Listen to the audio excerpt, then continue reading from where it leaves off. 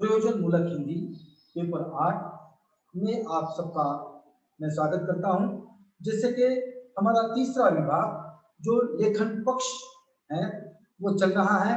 पिछले पीरियड में हमने जो चैप्टर देखा है वो था प्रारूपण। आज जो हम चैप्टर देख रहे हैं वो है टिप्पण। इसके पूर्व मैंने आपके लिए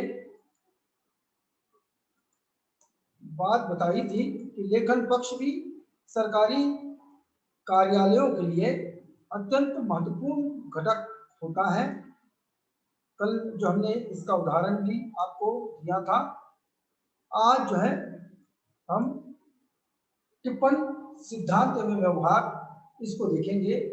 यह भी प्रशासनिक जो कार्य होते हैं और विशेष रूप से जब पत्राचार की बात आती है या पत्र के माध्यम से किसी कार्य का निपटारा किया जाता है उस समय टिप्पण की अत्यंत आवश्यकता होती है। जैसे इसके पूर्व हमने देखा कि जो पत्र होता है, पत्र बनाने के लिए पहले जो मसौदा बनाया जाता है उसको हमने प्रारूप कहा था। एक कच्चा मसौदा बनाया जाता है और फिर उसके बाद उसका उसको अनुमोदन करके फिर उसको अंकित वगैरह टंकित वगैरह किया जाता है और फिर उसको भेज दिया जाता है। ठीक उसी प्रकार से यह भी एक महत्वपूर्ण घटक है टिप्पण।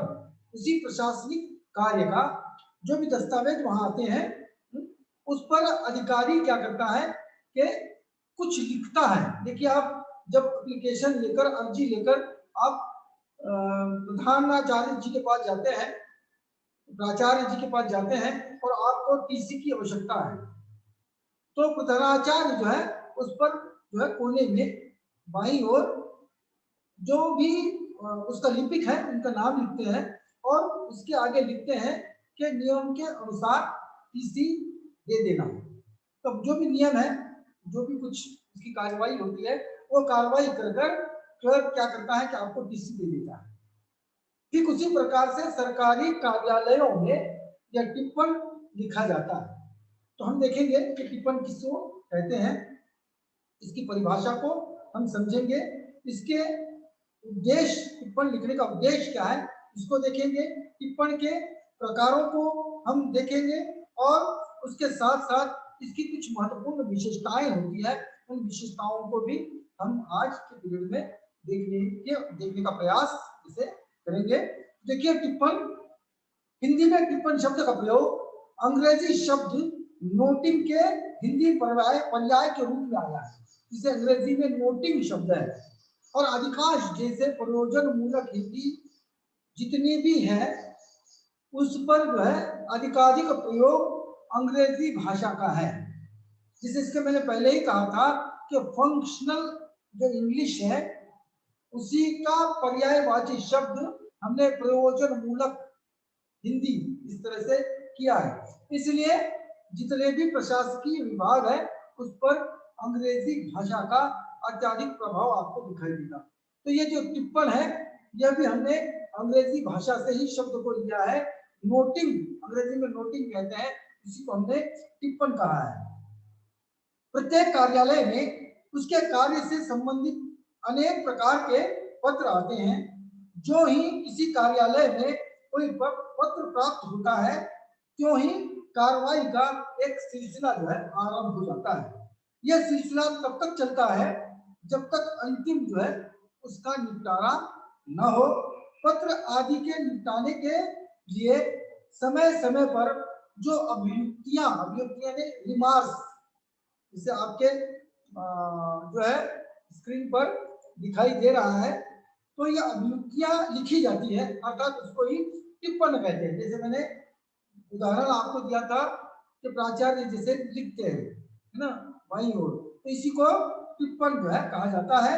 इस प्रकार टिप्पण एक प्रक्रिया है तथा टिप्पण की टिप्पण हम उन अभिव्यक्तियों को कहेंगे जो कागज के संबंध में विचाराधीन होती है या पत्र के संदर्भ में विचाराधीन होती है, उसी को हम जो है वह टिप्पण कहते हैं। कई लोगों ने इसको परिभाषित करने का प्रयास किया लेकिन इनमें सबसे प्रमुख रहा है बिहार सरकार के जो हिंदी प्रशिक्षण व्याख्यानमाला जो 2 ली गई थी, इस पर जो है टिप्पण की व्याख्या की गई है, इसकी परिभाषा को बताया गया है। तो क्या परिभाषा दी है उन्होंने, देखिए कि पत्र के सार को बतलाते हुए उसके निर्णय के लिए अपना सुझाव देना ही टिप्पण है। क्या कहा हमने, मैं इसको फिर से दोहराता हूं कि पत्र के सार को बताते हुए, पूरा पत्र पढ़ने की जरूरत उसको नहीं है जो सामने वाले व्यक्ति के लिए वो टिप्पण लिखा गया है। तो पत्र के सार को बताते हुए उसके निर्णय के लिए, मतलब जो भी है उसका निर्णय हो, इसके लिए अपना सुझाव देना, अधिकारी का सुझाव देना जो लिखा जाता है उसको ही क्या कहते हैं, टिप्पण कहते हैं। मतलब क्या हो गया कि टिप्पण जो है एक रिमार्क होता है, जिसको हिंदी में अभियुक्ति कहते हैं। नंबर 2, ये किसी कार्यालय के विचारार्थ प्रस्तुत किसी भी प्रकार के कागजात के निपटारे के लिए लिखा जाता है। अब हम इसके जो है उद्देश्य को देखेंगे। क्या है इसका उद्देश्य, कि हमारे मन में एक प्रश्न उठता है, यह स्वाभाविक भी है, क्या है कि किसी पत्र का सीधा उत्तर लिखित रूप में क्यों नहीं दिया जाता। हो सकता है जैसे टिप्पण लिखने की क्या जरूरत है, एक स्वतंत्र पत्र ही जैसे उसके साथ क्यों नहीं जोड़ा जाता। लेकिन ऐसा इसलिए नहीं होता है कि यदि बाद में किसी निर्णय के संबंध में यह प्रश्न उठे कि वो क्यों लिया गया, तो प्रति उत्तर में यह बताया जा सके कि वो किन परिस्थितियों एवं विचारों के फलस्वरूप किया गया है। यदि केवल टिप्पण हमारे हाथ में आ गया और मूल पत्र ही छूट गया है, तो हमारे लिए समझना बहुत मुश्किल हो जाएगा कि यह टिप्पण किस पत्र के संदर्भ में लिखा गया है ना। इसीलिए पत्र के ऊपर ही टिप्पण लिखा जाता है ताकि हमको विषय आसानी से समझ में आ सके। तो इसका मतलब यह है कि टिप्पणी के माध्यम से हम क्या साध्य करते हैं, वो यह है कि निर्णय लेने वाले अधिकारी को पत्र आदि में निहित समस्या के संबंध में सारी जानकारी प्राप्त हो जाती है। और नंबर 2 कि यह निर्णय लेना संभव हो जाता है कि किसी विकल्प को कार्यान्वित के लिए क्यों चुनना चाहिए या अन्य को क्यों चुनना चाहिए या किसी को छोड़ देना चाहिए। मतलब कार्रवाई क्या करनी चाहिए, नहीं करनी चाहिए, या नहीं करनी है तो क्यों करनी नहीं चाहिए, ये सारी चीजें उसी टिप्पणी पर लिखी हुई होती है। इस टिप्पणी का हमने साधारण अर्थ और उसका अर्थ साधारण व्याख्या जैसे हम कहेंगे परिभाषा हमने बताई है और उसके उद्देश्य को यहाँ पर स्पष्ट किया है। अब जो है हम टिप्पणी सिद्धांत पर थोड़ा सा प्रकाश डालेंगे कि क्या है कि विषयानुरूप तर्क संगत एवं प्रभावी टिप्पण प्रस्तुतकर्ता के बुद्धि वैभव, विवेक एवं मानसिक क्षमता का द्योतक होता है। ये ऐसे ही नहीं कि कोई भी टिप्पण जैसे लिख देता है, लिखने वाला जब भी टिप्पण देता है कोई अधिकारी, तो उससे हमको जो है उसके सत विवेक बुद्धि का भी पता चलता है और उसके मानसिक क्षमता का भी हमें पता चलता है। अतएव टिप्पण के संबंध में सार्वभौमिक एवं सर्वकालिक नियम नहीं बनाए जा सकते। फिर भी यदि टिप्पण लिखते समय निम्नलिखित बातों पर ध्यान दिया जाए तो प्रभावी टिप्पण तैयार करने में सुविधा हो। तो कुछ एक महत्वपूर्ण जो बातें हैं टिप्पण के संदर्भ, ऐसे कोई नियम उपनियम इसके बनाए गए नहीं है, लेकिन फिर भी एक अच्छे टिप्पण के लिए कुछ महत्वपूर्ण बातों को ध्यान में रखना अत्यंत आवश्यक है। वो क्या बातें हैं तो देख लीजिएगा। नंबर 1 क्या है, टिप्पण सदैव टिप्पणी के लिए निर्धारित कागज पर ही लिखा जाना चाहिए। टिप्पण क्या है, एक निर्धारित कागज पर ही उसको लिखा जाना चाहिए। यदि टिप्पण किसी सरकारी कागज पर लिखना हो तो टिप्पण लिखने के पहले पत्रांक संख्या, दिनांक तथा पत्र व्यवहार का उल्लेख अवश्य करना चाहिए। यदि पत्र पर हम टिप्पण लिख रहे हैं तो उसमें तिथि, उसका नाम, वो सभी चीजें, पत्र क्रम की संख्या कितनी है वो सभी उस पर लिखना आवश्यक होता है। टिप्पण सदैव विषयानुरूप होना चाहिए, विषय के अतिरिक्त उसमें कुछ नहीं आना चाहिए। मैंने पहले ही कहा था, इसके पूर्व के पीरियड में ही कहा है, और मैं बार बार ये बात दोहराता हूं, जब भी प्रशासनिक कार्य आता है, चाहे पत्र लिखिए, चाहे आप जो है प्रारूपण लिखिए, चाहे आप टिप्पण लिखिए, चाहे आप प्रतिवेदन कीजिए, चाहे आप संक्षेपण कीजिए, जितनी भी प्रशासनिक कार्य है इसमें जो है वो केवल विषयानुरूप ही बातों को लिखना चाहिए, अन्य बातों को उसमें स्थान नहीं होता है। या और आगे बढ़कर मैं कहूं तो वैयक्तिक बातों को इसमें कोई स्थान नहीं होता है। यह प्रशासनिक कार्य के लिए ही होता है, केवल उतनी ही उसमें सूचनाएं या आदेश दिए जाते हैं। इसलिए टिप्पण जो है वो विषयानुरूप ही होना चाहिए, अन्य बातें उसमें न आनी चाहिए। और इस बात का भी ध्यान रखना चाहिए कि किस विषय पर पत्र जिस क्रम से प्राप्त हुआ हो, मतलब फाइल के पत्र वाले भाग में जिस क्रम में लगाए गए हैं उसी क्रम में टिप्पण लिखा जाए। जिस क्रम में वो पत्र आए हैं उसी क्रम में वो टिप्पण भी लिखा जाए, वरना ऊपर का नीचे, नीचे का ऊपर अगर चला जाएगा विभाग तो काफी समभ्रम पैदा हो सकता है। अगला देखिए, जहां तक संभव हो सके वहां तक टिप्पण जो है वो संक्षिप्त होना चाहिए। ये जाहिर बात है कि प्रशासनिक कार्य बहुत अधिक व्यापक होता है, व्यापक स्तर पर होता है, अधिकारी के पास समय नहीं होता है, इसलिए टिप्पण जब लिखते हैं या फिर हमने प्रारूप भी देखा है, ये संक्षिप्त हो। यदि संक्षिप्त होगा तो वो अधिकारी बड़ी आसानी से उसको पढ़कर वो समझ लेगा। अगला देखिए, यदि टिप्पण बहुत बड़ा हो तो फिर पहले अनुच्छेद को छोड़कर शेष सभी को संख्याबद्ध कर देना चाहिए। अगर बहुत बड़ा है तो उसमें से कुछ भाग ऐसे छोड़ देना चाहिए जो कोई महत्वपूर्ण नहीं है। देखिए इसके अगले, टिप्पण में सर्वप्रथम विचारणीय विषय अथवा वाद विषय का उल्लेख होना चाहिए। जो महत्वपूर्ण विषय है तो सबसे पहले वो महत्वपूर्ण विषय आने चाहिए, और बाकी के जो गौण विषय है जो इतने महत्वपूर्ण नहीं है वो बाद में आने चाहिए। लेकिन पहले जो महत्वपूर्ण विषय है, जो विचारणीय विषय है या जिस पर वाद विवाद हो सकता है, ऐसे विषयों को पहले लिखा जाना चाहिए।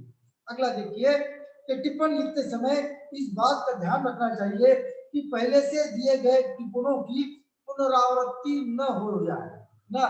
जिसे बार बार एक ही प्रकार का हम टिप्पण लिखते हैं तो इसमें काफी गड़बड़ी आ जाती है ना। जैसे हम इसको कॉपी पेस्ट करते हैं, कोई टिप्पण इसको भी लिखा है, इसका टिप्पण उसको लिखा है, ऐसे नहीं। विषय को लेकर टिप्पण जो है वह टिप्पण में भी परिवर्तन जैसे हमारे लिए होना अत्यंत आवश्यक है।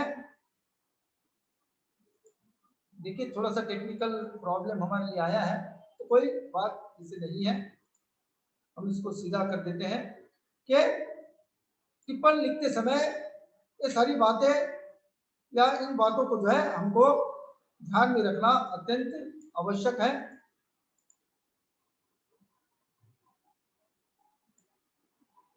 ये सारी चीजें हमने उसमें बताई है।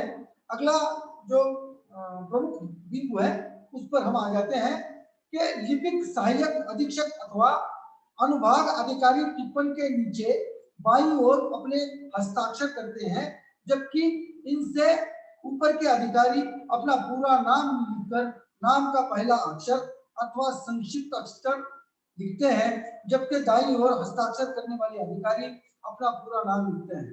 ठीक है, जब से कोई क्लर्क है, कोई बाबू है, लिपिक है, वो केवल अपना एक अक्षर लिखेगा और हस्ताक्षर करके वो टिप्पण आगे भेज देगा। अधिकारी क्या करेगा, अधिकारी जो है अपना पूरा नाम लिखेगा, जो भी कार्रवाई वगैरह करेगा पूरा नाम लिखेगा, और उसके बाद ही जो है वो पूरा नाम और फिर हस्ताक्षर वगैरह करेगा, अपना पूरा नाम लिखेगा, उसके बाद पद नाम लिखेगा। यद्यपि आजकल तो फोन नंबर चल रहे हैं तो मोबाइल नंबर भी उस पर जो है वो अंकित कर देगा, और उसके बाद रबर का जो स्टैंप होता है उस स्टैंप वगैरह मारकर ही ये सारी चीजें होगी। अगला देखिए, यदि टिप्पणकर्ता को ऐसा प्रतीत होता है कि अंतिम आदेश देने से पूर्व किसी अनुभाग अथवा कार्यालय की पूर्व अनुमति आवश्यक है, तो उसे टिप्पण में इस बात का उल्लेख कर देना चाहिए। यद्यपि टिप्पणकर्ता को लगता है कि इसके लिए हमको एक आदेश लेना चाहिए, मैं तो ये लिख रहा हूँ, मैं तो टिप्पण लिख रहा हूँ, लेकिन फिर भी इसको मुझे उच्च अधिकारी को बताना चाहिए, उनके आदेशों को लेना चाहिए, तो ऐसे भी वो वहां पर लिख सकता है।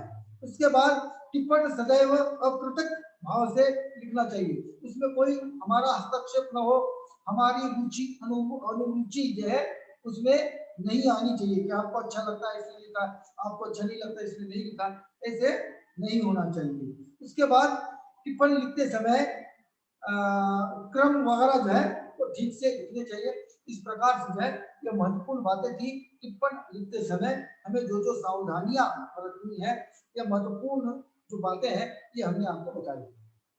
इसके बाद हम टिप्पण के कुछ प्रकार देखते हैं जो टिप्पणी लिखी जाती है कागज के बाईं ओर, जैसे हमने कहा कि टिप्पणी लिखी जाती है, तो उस समय जो है इसके जो प्रकार है लिखने के आधार पर जो प्रकार बनाए गए हैं उसको मैं बताता हूं कि इसके कई प्रकार है। सामान्य रूप से 6 प्रकार इसके माने जाते हैं। उसमें है सूक्ष्म टिप्पण, छोटा होता है, सूक्ष्म होता है। दूसरा है सामान्य अथवा संक्षिप्त टिप्पण। उसके बाद नंबर 3 संपूर्ण टिप्पण।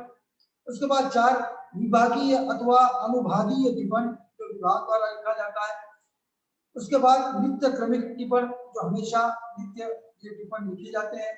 और छठा है अनौपचारिक टिप्पण, मतलब औपचारिकता पूर्ण करने के लिए जो अनौपचारिक टिप्पण होते हैं इसको हम अनौपचारिक कहते हैं। मतलब ये लिखना जिसे हम प्रोसेस जिसको कहते हैं कि लिखना ये जरूरी है, अनौपचारिक है। तो इस तरह से ये टिप्पण के प्रकार है। अब हम जो है टिप्पण की कुछ सामान्य विशेषताओं पर प्रकाश डालेंगे। देखिए मैं इसलिए कह रहा हूं, अगर ऑब्जेक्टिव आपके परिचय होते हैं, उत्तर प्रश्न पत्र या परीक्षाएं इस प्रकार से होती है तो कोई बात नहीं, लेकिन आपको पूछा जा सकता है प्रश्न के टिप्पण के सामान्यतः कितने प्रकार हैं। तो हमने आपको 6 बताए हैं, तो उत्तर में 6 होगा, इसलिए हम जो है पूरे क्रम से इसको बता रहे हैं ताकि आपके लिए भी ये समझ में आ जाए। अब इसके बाद है टिप्पण की सामान्य विशेषताओं को हमें देखना है। अब इसलिए भी देखना है कि कोई विशेषता आपको जो है पूछी जा सकती है और बताइए कि ये लेखन पक्ष में किसकी ये विशेषता है। जैसे समस्या का समाधान प्रस्तुत करना किस लेखन पक्ष की विशेषता है। अब हमारे लिए परेशानी आती है, प्रारूपण है, समाचार है, या टिप्पण है, क्या है।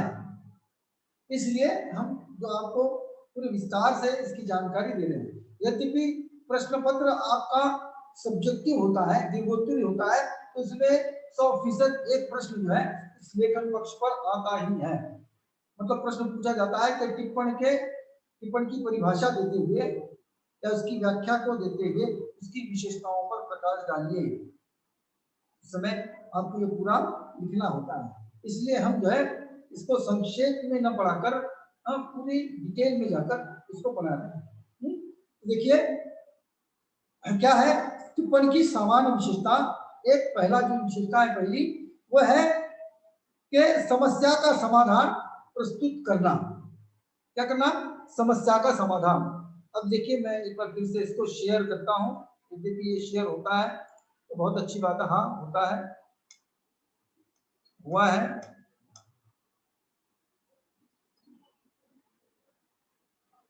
ये देखिए ये सामान्य विशेषता है जो आपके स्क्रीन पर दिखाई दे रही है। पहली है समस्या का समाधान प्रस्तुत करना। टिप्पणीकार को यह बात नहीं भूलनी चाहिए कि वह जिस पत्रादि के प्रत्युत्तर में टिप्पणी लिख रहा है वह वास्तव में एक ऐसा प्रश्न है जिसका समाधान अथवा निराकरण आवश्यक है।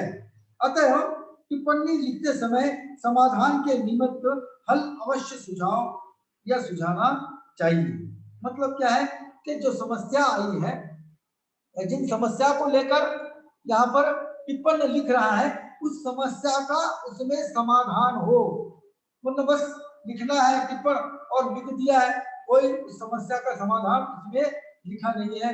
इस प्रकार से लिखा है कि कोई हल नहीं होगा तो यह नहीं चलता है, ऐसे नहीं होता है। इसकी विशेषता ही यही होती है कि इसमें समस्या का जो समाधान है यह उसमें आना चाहिए, उस टिप्पण में आना चाहिए। नंबर 2, वैचारिक धरातल पर पूर्वापर क्रम से युक्त होना चाहिए। मतलब क्या है, देखिए एक अच्छे टिप्पण की यह खूबी होती है कि उसमें विचारों के पूर्वापर क्रम पर समुचित ध्यान दिया जाना है। पूर्वाक्रम से अभिप्राय यह है कि टिप्पणी का जहां एक और पूर्ववर्ती कार्यवाही आदि का क्रमिक उल्लेख करता है, वहां यह भी बताता है कि वर्तमान स्थिति क्या है तथा भविष्य में क्या कार्रवाई करनी चाहिए। तो क्रमबद्ध से कि पहले क्या हुआ है, किन किन बातों को या इस जो संदर्भ में पत्र लिखा गया है इसमें कार्रवाई हुई है और अब आगे क्या कार्रवाई होनी चाहिए, इसको हम क्रम कहते हैं। अब तक क्या क्या कार्रवाई हुई और भविष्य में क्या कार्रवाई होनी चाहिए, इसको हम क्या कहेंगे, पूर्वापर क्रम जैसे हम कहते हैं। अगली विशेषता देखिए, व्यक्तिगत आक्षेपों से मुक्त। जैसे हमने इसके पहले इसको बताया है कि टिप्पणी लिखने वाले को इस पर ध्यान देना चाहिए कि कार्यालय के किसी वरिष्ठ अथवा किसी कनिष्ठ अधिकारी अथवा कर्मचारी पर व्यक्तिगत आक्षेप न किए जाए। मतलब तुम गलत हो, तुमको समझ में नहीं आता, तुमने ऐसी कार्रवाई क्यों की, नहीं करना चाहिए, तुमको समझता नहीं है, ऐसे नहीं होगा। कोई कनिष्ठ हो या वरिष्ठ अधिकारी हो, उनके प्रति जो है वह कोई भी आक्षेप, व्यक्तिगत आक्षेप उस पर उसमें नहीं लिखना चाहिए, क्योंकि ये प्रशासनिक कार्य है, आपका घर का पत्र नहीं है। उसके बाद संचय भाषा का प्रयोग। अब संयत भाषा का प्रयोग, संयत भाषा का प्रयोग मैंने क्या है कि टिप्पणी लिखते समय इस बात को भी ध्यान में रखना अत्यंत आवश्यक है कि जिस भी प्रकार की कटुता अथवा व्यंग का जो है आभास उस टिप्पणी से ना हो, और ना आप लिख रहे हैं तो उसमें से लग रहा है कि किसी को चिढ़ा रहे हैं, व्यंग्य कस रहे हैं, है ना। तो इस तरह से व्यंग या कटुता, दुश्मनी निकाल रहे हो, हा? इस तरह का टिप्पणी जो है वो लिखना नहीं चाहिए। इसलिए हमेशा संयत भाषा का ही प्रयोग करना चाहिए, भाषा हमेशा अच्छी होनी चाहिए। उसके बाद पुनरुक्ति का अभाव, पुनरुक्ति की नहीं होनी चाहिए, मतलब पुनरावृत्ति जो है वो टिप्पणी की नहीं होनी चाहिए, क्योंकि इसमें बौद्धिक विकास, विषय की पकड़ एवं भाषाधिकार की कमी झलकती है। तुम्हारे पास शब्द ही नहीं है, तुम क्या कर रहे हो, जो पहले टिप्पण लिखे हैं वही टिप्पण इसमें भी लिखे जा रहे हो, इसलिए तुम्हारी बुद्धि इसमें दिखाई नहीं देती। यह भाषा के प्रति जो आपका अधिकार है, शब्दों का जो चयन है, यह आपकी बुद्धि के चातुर्य को ये नहीं बताता है। इसलिए इस प्रकार के इससे हमको बचना चाहिए, पुनरुक्ति से जो है हमें बचना चाहिए। इसके बाद संक्षिप्तता, जैसे नाम से ही हम समझ सकते हैं कि टिप्पण जो है जहां तक संभव हो सके इसका आकार जो है वो संक्षिप्त हो, ज्यादा बड़ा या ज्यादा बड़ी जो है वो टिप्पण न हो। उसके बाद पत्राचार का विवरण एवं संकेत देना। टिप्पण लिखते समय क्या करना है कि पहले प्रारंभ में ही पत्राचार संबंधी जो विवरण है वो पहले देना, क्रम संख्या जैसे हमने कहा, ये सारी चीजें उसमें संकेत देना आवश्यक है। उसके बाद प्रथम पुरुष का प्रयोग न करना। प्रथम पुरुष यानी मैं, तो ये मैं का प्रयोग पत्र में नहीं होता है, ये मैं का प्रयोग समाचार में भी नहीं होगा, आगे आएगा तो मतलब मैंने देखा, मैं वहां गया, मैं नहीं होता है।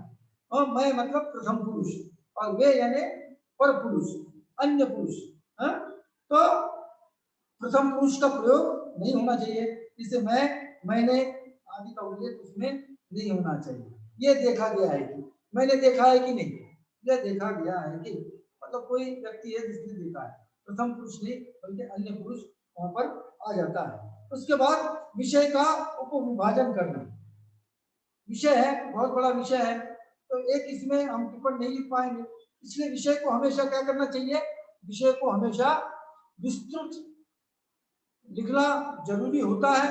इसलिए इसमें जो है इसका, इस विषय का विभाजन करें, अगर बहुत बड़ा है तो अलग अलग विभागों में इसको विभाजित करें और फिर टिप्पण जैसे लिखें। इसके बाद समस्या का आरंभ में उल्लेख करना। जो भी टिप्पण लिखा गया है उसमें जो भी समस्याएं उस पत्र में आई है उसमें क्या करना, सबसे पहले समस्या का उल्लेख उस टिप्पणी में करना अत्यंत आवश्यक है।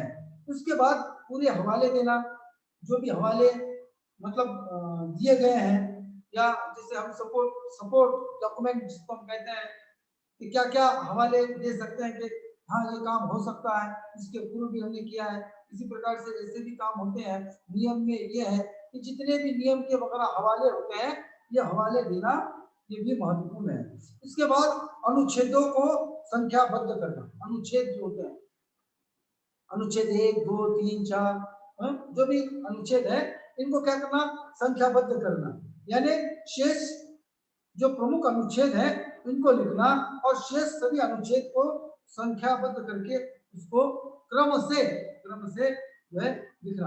अब अनुच्छेद यानी जो नियम है, धारा है, संविधान है, संविधान में जो अनुच्छेद है उस अनुच्छेद क्या कहता है इस संदर्भ में, इस समस्या के संदर्भ में, उसको जो है वो पूरे अनुच्छेद को संख्याबद्ध करके ये बता देना।